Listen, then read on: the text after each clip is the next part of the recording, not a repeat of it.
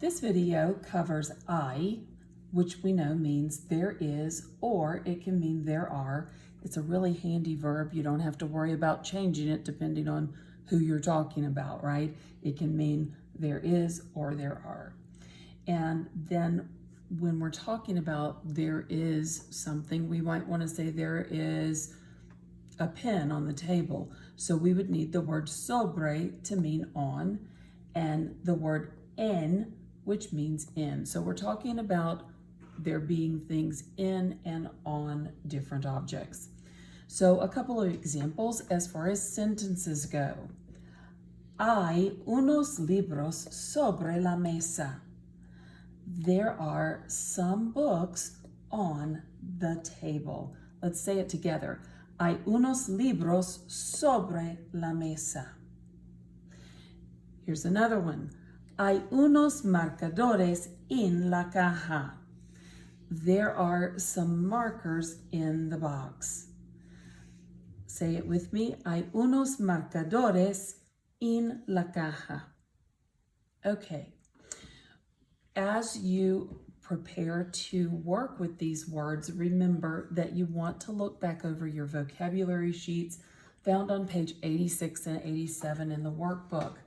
I've got also page 70 up here, and it's very handy for you to look at right now because there is a listing here of all the masculine nouns that we have learned about school, particularly about school, and all of the feminine nouns that we know about school objects.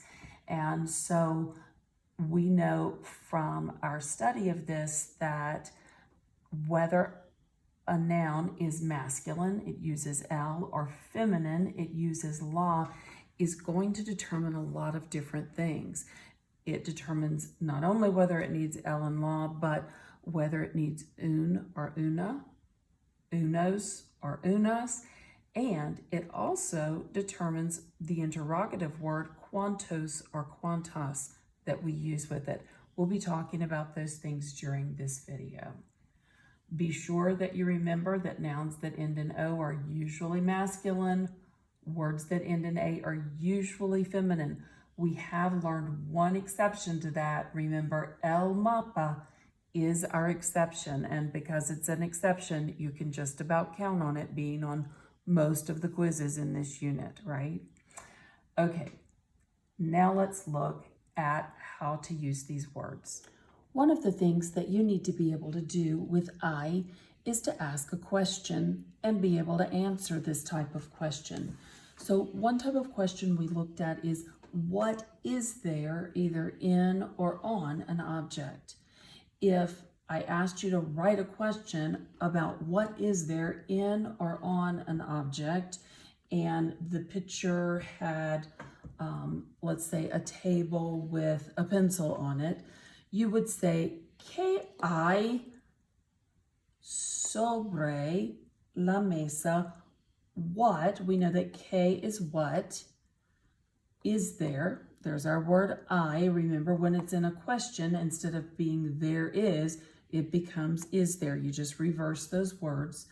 What is there? ¿Qué hay? And I don't need the word in because we're talking about something, an object being on something else. So I'm going to pick sobre.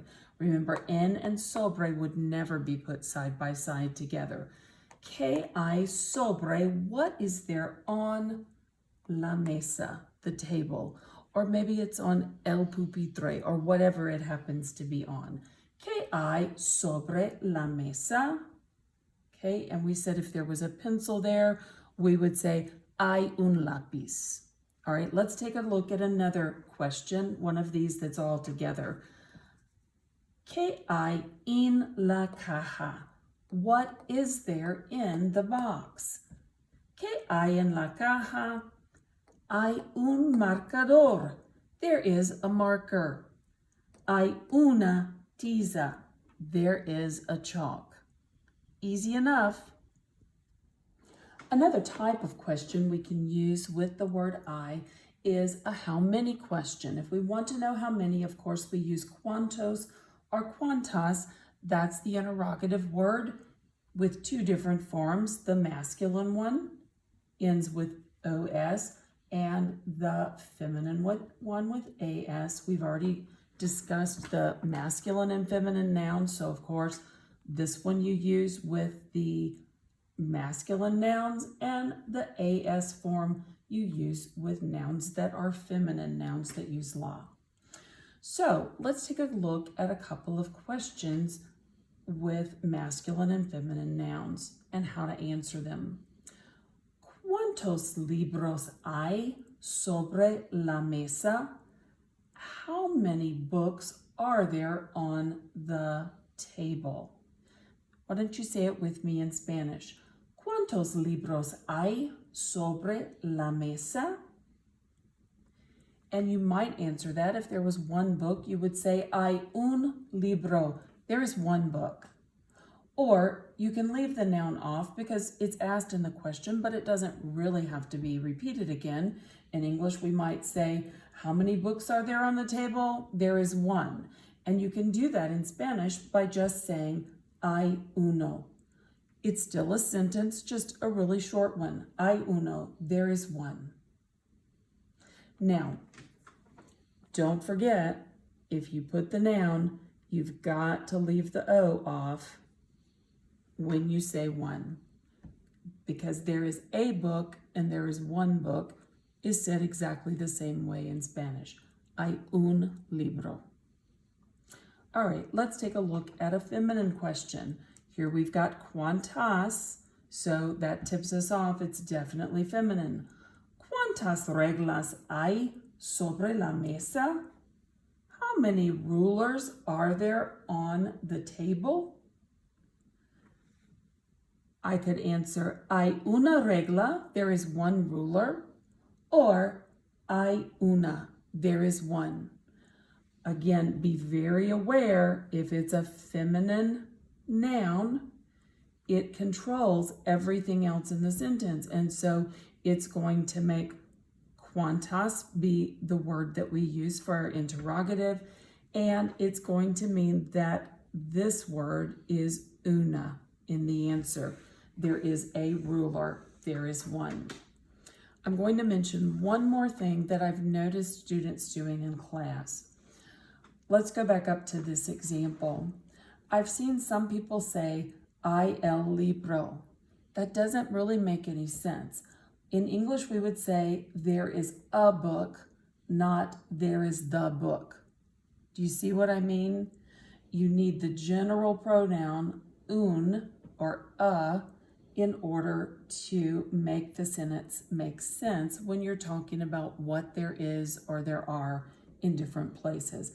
Hay un libro, there is a book. Hay una regla, there is a ruler sobre la mesa, on the table. We're going to look at one more question type. This type begins with the verb itself. Hay dos libros. Before we do, I want to review the two types of questions that we just covered. We talked about a question that started with K, with what? ¿Qué hay sobre la mesa? What is there on the table?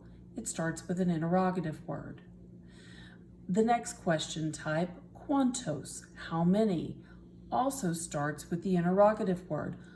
¿Cuántos libros hay sobre la mesa? How many books are there on the table?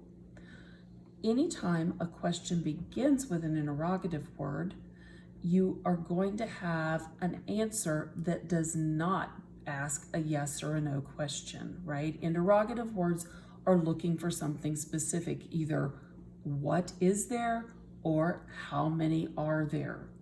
So a very definite answer back. On the other hand, when I start a question with hay, there is or there are, hay dos libros, this time it's always going to be a yes or a no question. Hay dos libros? Are there two books? I could answer that no. No hay dos libros. No, there are not two books. Hay uno. There is one. This would all be part of that answer. No, no hay dos libros. Hay uno. No, There are not two books, there is one. Remember that a comma separates the two no's. Okay? I could shorten that a little bit and just say no, and make this short. No, hay uno. No, there is one. Either one of those will work.